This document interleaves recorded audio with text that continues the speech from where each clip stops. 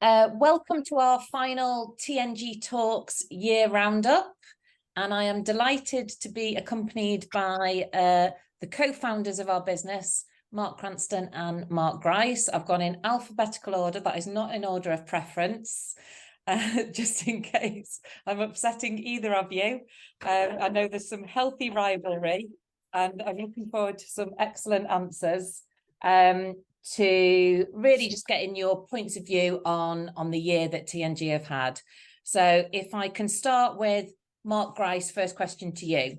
If you could speak to your January 2022 self and tell him what's been achieved as a business this year, how would you describe it? And would you believe it? Okay, thanks, Steph. Speaking back to my January 2022 younger self, I think I would say we've achieved an awful lot this year. That we're going to create some really stronger, deeper client relationships. We're going to broaden those relationships in terms of the offer we have and really move the trust and partnership forward. Would I believe it? Yes, I'm a natural optimist, so I would believe, and particularly if it's coming from myself, I always believe myself. But I think, would I believe it is an interesting one because of what's happened during this year. So I think my January 22 self wouldn't really know what was going to come down the line and how hard it would be. And I think I would be, if I could speak to myself back then, it's going to be a lot harder than you think because of all the headwinds, because of some of the huge challenges. But I'd be giving myself confidence to make myself believe by explaining the resources and the team that we're bringing in. So a theme we'll talk about today is how we've grown the team. And there's a big kind of theme of growth today.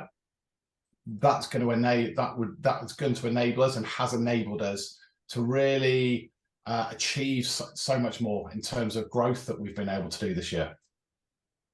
Thank you. And Mark Cranston, same question to you. So what would you tell yourself and would you believe it? I definitely believe it. I wouldn't be here if I didn't believe this team was capable of amazing things. And this has been an amazing year. It has had plenty of challenges. No business in the world hasn't had challenges, and we've had our share as well. But I would tell my January self that we'd made incredible progress in embedding the values in our business, really making a difference in improving our culture, totally rebuilt our operations team and improved our financial capability internally. Always a challenge for a smaller business. I'd also take great pride in the many outstanding client relationships the business has had. Some great performance in certain areas, great performance particularly in North America and ANZ. The creation of a solutions team that will allow us to bring increasingly new and different products to the market to allow us to help more people in more countries in more different ways. And just a great ability to deliver more globally. And finally, the business becoming employee owned was a huge statement and marker that I think sets us up really well for the future. So I look back on 2022 with a huge amount of pride, and I would have believed it. Excellent. And when you started at the start of 2022, when you were delivering the kickoff session to the business, what would you say were the main objectives for the year, and have you achieved them? That was actually a very difficult question for me, because actually it made me go back and think, what were the objectives and what was happening? And actually, I don't think any of us can actually remember without spending a lot of time trying to do it what life was like. Our kickoff year last year was remote. And it was remote because we were still in and out of lockdowns, and we'd absolutely no idea when we would see some of our colleagues again, either face to face or work face to face with our clients. So actually, coming into that year, we really didn't know what we were likely to achieve. We had just signed an agreement to deliver a partnership in DAC, so Germany, Austria, and Switzerland. We were getting really close on France, Italy, Portugal, and Spain. We also were about to change our relationship across Australia and New Zealand, and we hadn't even considered the Middle East or APAC. We also had just started doing what I would describe as grown up and proper marketing when Hannah joined us in November, and we were also about to become an EOT. So I recognise we achieved lots in 2022, but I'm not sure I was crystal clear on what our objective really was, because there was so many things we were juggling. Okay, yeah. I mean, if we think back to the start of this year, there was an awful lot of unknowns. We've managed to navigate our way through a lot of those unknowns. Mark Grice, what would you say are your proudest achievements from 2022? I think it's focusing for me initially, it's building those client relationships. I think we've been set some really tough challenges by some of our clients in a really positive way. And the team as a whole has risen to those challenges again and again and again, whether it's been some of the challenges we've had around particular support clients have needed, or whether it's support that they've needed in different ways for how they'd like that support delivered. As Mark said, we were still doing a lot of work virtually at the start of the year. That's evolved quickly. There's been real impetus to move to become much more face-to-face and away from virtual, and that set its own challenges. And the team has done an amazing job to rise those challenges, to be present with our clients, to help them and partner with them to support delivering against all of the really big headwinds that there've been this year that we've heard so much about. So I think the ability to continue to deliver and over deliver in a really strong partnership way has been my proudest moment. Brilliant.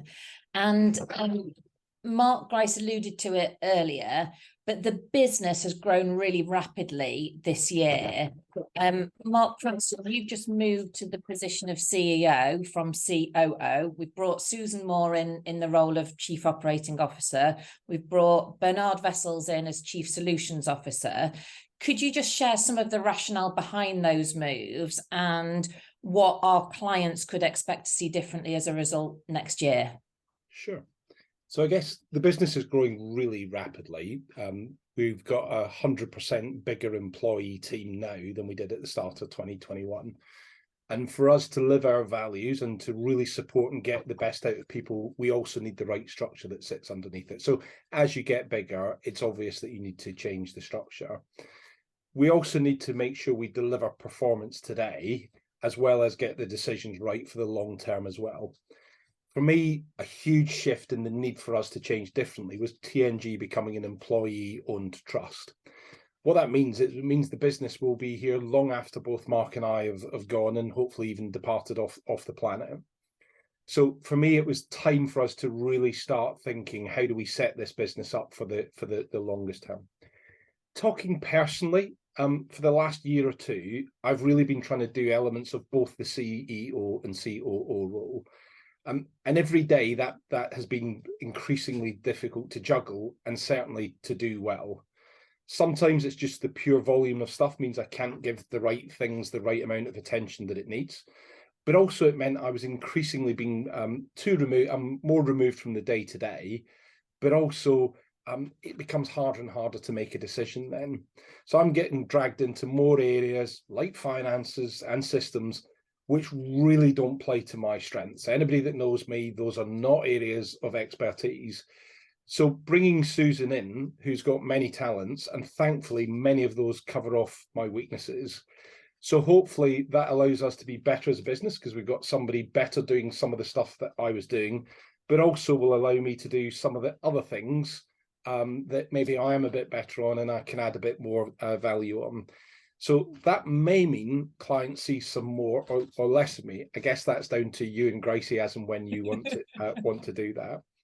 So I guess it absolutely means we've got the right structure in place for us to be better as a business and our people to develop and grow. You touched on Bernard's role change as well.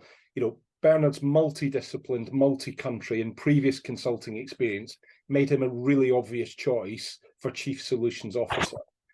But we wouldn't have made that move if we weren't going to make the other moves to create 4 distinct solutions that Ralph, Dean, Rob and Stuart run as directors of practice.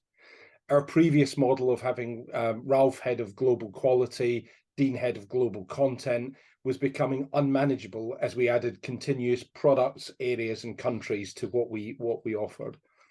What we now have is a new structure that means everybody's responsible for their own quality and content and finding and training their own team. So hopefully what that should mean for clients is we've got more people able to deliver more products in a consistent way in more countries. That means that we can look people in the eye and deliver the same caliber and quality of program, regardless of where it's happening across the globe. Brilliant, thank you. Mark Grice, what do you think are the biggest challenges that we've helped our clients overcome in 2022? I've tried to distill this down into probably 2 or 3 areas. I think the most obvious one that we've spent a lot of this year speaking with our clients about is the whole challenge around kind of costs. There's huge, big cost impacts have come throughout the whole supply chain. And that's not only the direct costs themselves, that's also led partly to some of the availability challenges. So with a lot of our clients, we've worked really closely with them to help them create the right stories and also enabled them to kind of have teams that are confident to be able to have the right cost discussions with their customers themselves. And that's been an ongoing challenge. We have handled dozens and dozens of those assignments this year. We've handled them exceptionally professionally. We've tried to handle them in a way that brings huge quality and huge value into our clients that they are then able to pass on. It's been great to hear our clients play back the fact that their teams have felt a lot more confident and a lot more capable of having some really, really tough conversations. Some of these conversations, not with our clients, but generally have kind of bubbled up into the press. And what we've really tried to make sure and give our teams have worked with clients to make sure there are clear processes, clear approaches, and clear styles for how we deal with some of these conversations. Secondly, a big challenge for a lot of our clients has been retention of staff, because this has been an industry and also kind of global challenge around people. There's a real demand by the talent within our clients that they want to be supported, they want to be developed, and that's something we've been able to help with by bringing really high quality support and advice into our clients. And that links slightly into my third point. Big challenge that clients have spent a lot of time being quite internally focused the last 2 or 3 years due to their own challenges over COVID. And something that they've asked us for, we've been able to provide really regularly, is bringing the outside in. What's the global perspective? What's the market perspective? What are we seeing from different channels and different places that we can really share those perspectives, share some challenges, share some insights, and play to one of our values is being practical and challenging. We've played that role really strongly for our clients, where they felt a lot of challenges bearing down on them. We've been able to help kind of open up some thinking and open up ways forward for them. Okay, so just to kind of summarize, then we're saying 2022, our clients have been faced with kind of those global inflationary pressures. They're facing into the kind of global labor shortage pressures and the fact that we've got to try and develop people to be able to retain good people and develop people to turn them into good people, and that because of those inflationary pressures and those people pressures, businesses have risked becoming too internally focused. And how do we make sure that we're constantly bringing that external view as well? So that's this year. So if you were to get your crystal balls out and look ahead into next year, what do you think are going to be the biggest challenges that our clients are going to be facing into next year? I think there's going to be some of the same challenges, and I guess that's the easy part is, are there still going to be those cost inflationary pressures? From what we're seeing, yes, particularly in the short term.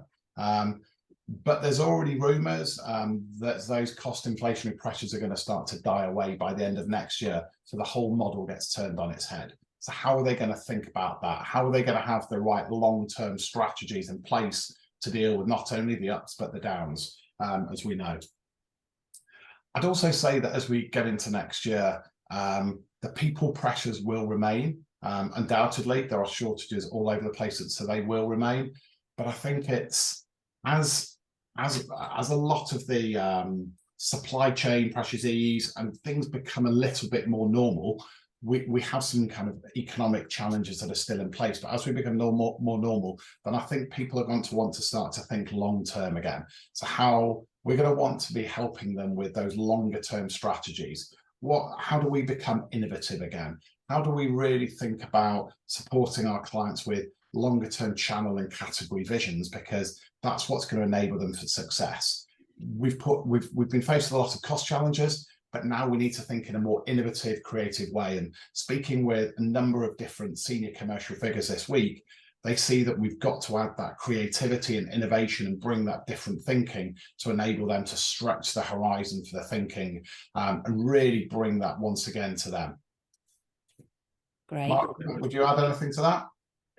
No, I would agree with everything you've said. I think taking one of the ideas you had a little bit further was around if inflation dies away, well, we could get to a point where we've got negative inflation. We're already hearing some retailers going back asking for cost reductions in some certain areas, because there are some products and some categories that is happening. So, you know, the reverse CPI is something that people need to be ready for. Mark touched on retention as well. I also think there's a mental health piece. I think it will take decades before we really understand the damage that COVID has done to mental health of not just children and adults and older people across the board. So I think that is definitely something that kind of people have to kind of face into. And I know that's something that we've done a lot of work thinking about how we continue and increase our support in that space. The other thing that I think that it absolutely is fundamental as well is there's been so many price increases that have had to be taken almost kind of without thinking and planning, because the inflation's been so fast. Yeah. That actually there are a number of categories and businesses that they've got their pricing architecture all over the place now, and kind of putting the foot on the ball and really creating the right, 3-5 year price pack architecture journey has got to be at the top of the list if some of these things start to disappear. The other thing I'm really conscious of as well is there'll be something we haven't even thought of yet. We would not have envisaged what's happened in Ukraine this year when we were sat here 12 months ago. So one of the things that I'm always conscious is, the only thing that doesn't change is the amount of change. So, we and our clients have got to be fast and nimble enough to ensure that you either take advantage of the opportunities or minimize the risks as and when they come. So with what we already know, have we got any exciting new areas where we'll be able to support our clients next year? And that, with the caveat that I'm sure there'll be other things that get developed as we react to changes in the external environment. Yeah, I mean, so we're doing a great piece of work at the moment, really looking at the capability frameworks so that businesses really can take a stop and think about where are they today and where do they need to be in future. So we've got a really exciting product that we're building there that can really help businesses understand where they are and what they need to do better. And I think that's critical, because I think part of where you're in a mental health challenging place, if you're not feeling confident to do your job or you don't feel you've got the skills and capabilities, you absolutely need to give your team that. So I definitely think there's some help and support we can provide there. I'm really excited about the work that we're already underway in doing and some of the thinking around price pack architecture. Also, what that means is some people need to be thinking about either their trading strategy, so kind of who are the important customers, how's that changing, the rise of some of the discounters. We're almost at the place where, the discounters are big customers now rather than optional people to trade with. And finally, what is your category role? Is your category role the same as it once was? So lots of areas that we can help and support our clients to just stress test the thinking. And you might be in exactly the same place you were 3 years ago. I would doubt there are many companies that are in that place. And if not, we can support them get to the right place for 2023, 2024 and beyond. Great. Thanks. Mark I'd Grice? probably build on two bits for that for me. I think you're going to see more negotiation from us. We've got more products within the negotiation space. We're doubling down our kind of expertise in that area because clients are demanding more and more from us in that area. So you'll see more products from us in that area. And I think there's also a whole piece around expert implementation. There's a lot of changes that business have wanted to make. They've been unsure how to do it. So it's whether it's revenue management solutions, whether it's in the category solutions, they want to make those changes. They've been unsure how to do it because of what are the ramifications when they implement those. We're going to be doing a lot more of that. It's something that throughout the time that Mark and I have been running this business, we have done quite a lot. Bringing that practical retailer-led perspective into those change programs, we're going to be doing more of that because that's where our expertise and our practicality, we can really bring that to the fore for clients. So two things to definitely watch out for. Great, thank you. Mark Cranston, you spoke earlier about the fact that we were just launching our company values at the start of this year. We've done a lot of external communications about our core company values this year. Could you just kind of expand a bit on those core values and why you believe that they're a critical driver for our business? So I guess as the business continues to grow, it becomes harder and harder to retain that kind of special sauce that made you the business that you were. And when we really sat down and thought about how do we try and codify that so that anybody that joins the TNG business, there is a consistent values, way of operating that makes it really clear who we are and kind of what we stand for. So I absolutely see the values as a key driver for us going forward. And if I'm being really candid, I wish we'd done some of that thinking 2 or 3 years ago. I think we'd be further down the track. But I absolutely see it as kind of critical for us. I think we've got 5 values. The one that always resonates the most with me is we are practical and challenging. We're not here to tell you everything's fine. Okay, we are here to tell you some other ways of doing it, to support your thinking, to bring out the outside in, to potentially work on the specific challenges that are yours.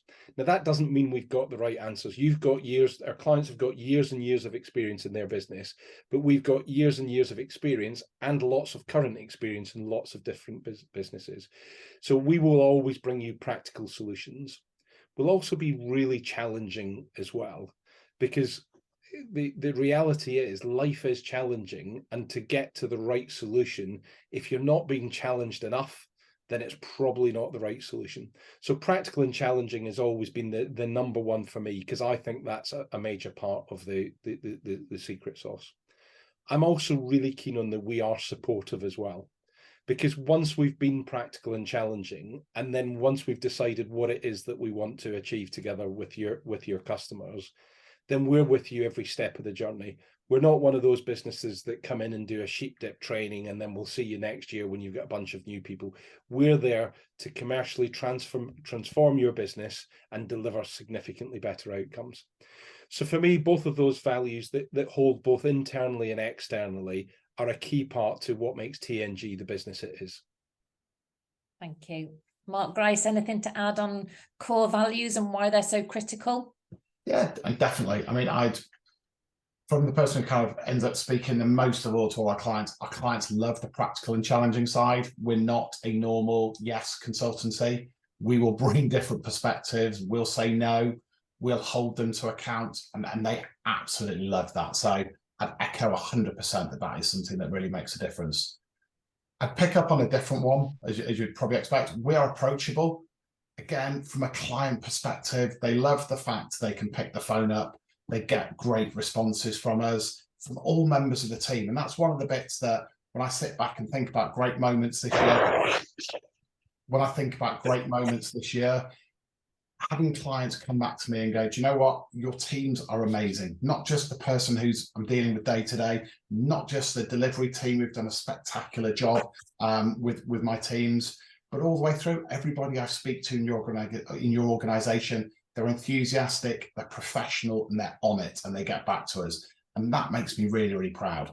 And that kind of approachability just spans across our whole organization. And that's something that I think, again, puts us apart from others. It's not just a job. It's not just we're on the clock the whole time. We really make a difference to our clients, which leads into that kind of final piece around we put the clients at the heart of everything.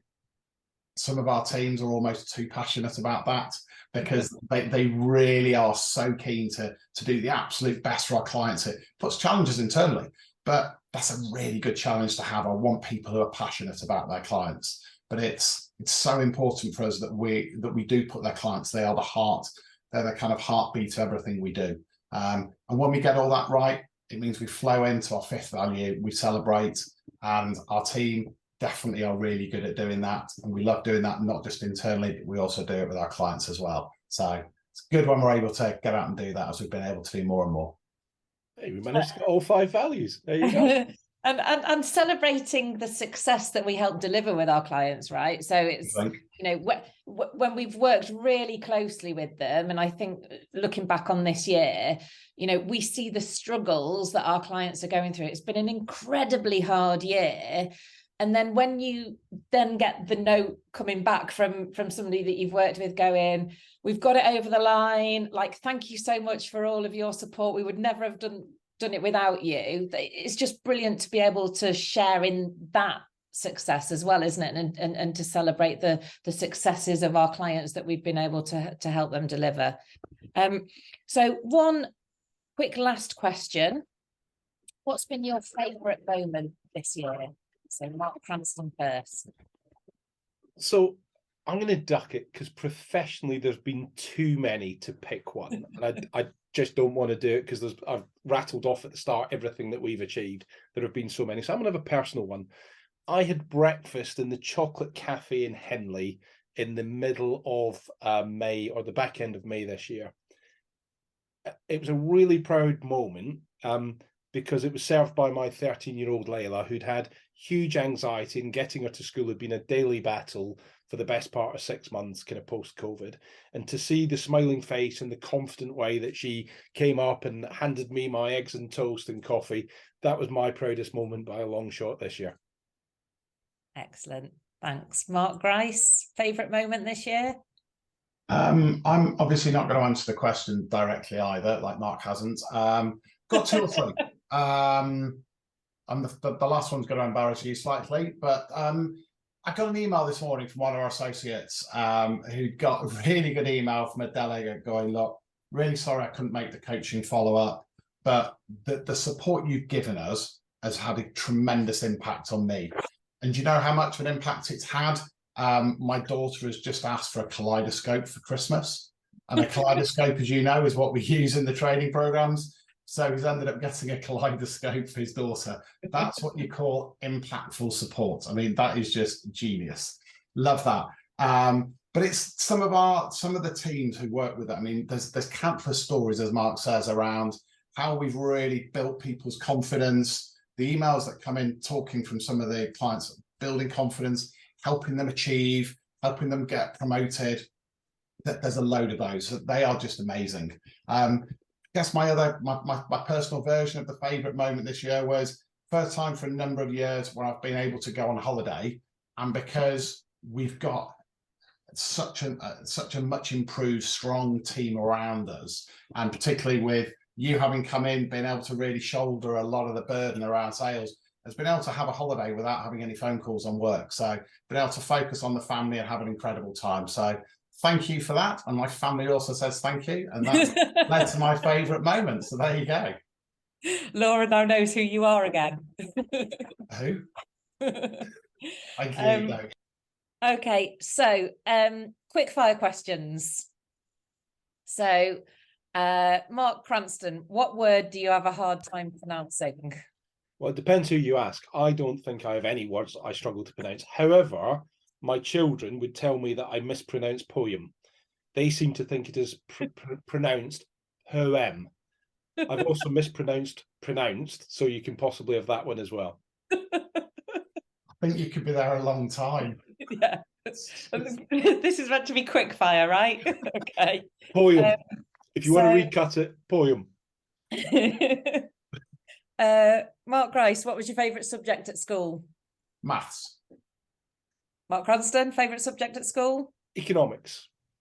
Mark Grice, what did you study at university? Industrial economics. Mark Cranston, what did you study at university? Economics.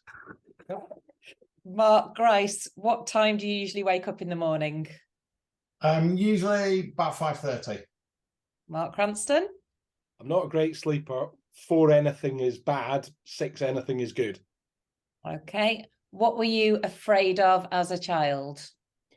Snakes, but it wasn't a huge problem in Glasgow. Okay. Mark Grice? Nothing really. I just quite enjoyed childhood. So no, not a lot. Fearless. Not fearless, but just not really much. One subject you would like to learn more about? I've seen Derren Brown 3 times. I've no idea how he does it. I'd love to know a bit more about that. So Marvin the Magician in the making. Mark Grice? No, I'd just love to know how he does it. I don't need to do it. I'd love to know how he does it. I'd love to learn more about history. Something I didn't really do a lot at school. Find it fascinating. Know quite a lot about it, and love to learn more about it. What's been your favourite age so far? Obviously, both still so young. Definitely 18 and not close. Yeah, take your pick between about 18 and 22, 23. Okay, I'm not going to ask why. What is your go-to lazy dinner? Soup and a sandwich. Soup and a sandwich. Soup and a sandwich, okay. Mark Grice? Cheese. Okay. Do you watch shows one episode at a time or binge a whole season? Neither. I'll get a season done in about a fortnight, watching two or three times in a week. Mark Grice? Don't really watch that many of those. Probably one episode at a time. So it's rare though. And I've got a final question. Who are your top 3 marks? Mark Grice. That's a good question. You want that quick fire? I struggle to name 3 marks. There's more than that in our business. Oh, jeez, marks. Mark Grice, top 3 marks. Mark Cranston, obviously. St. Mark's Square. Right. I assume it doesn't have to be people. And my birthmark on my wife's arm. I will leave it there. Right. Mark Grice, Marco van Basten, and Newmarket Racecourse. Okay. That's good on the mark. Excellent. Thank you very much. Well done. Cheers. Thanks, Steph.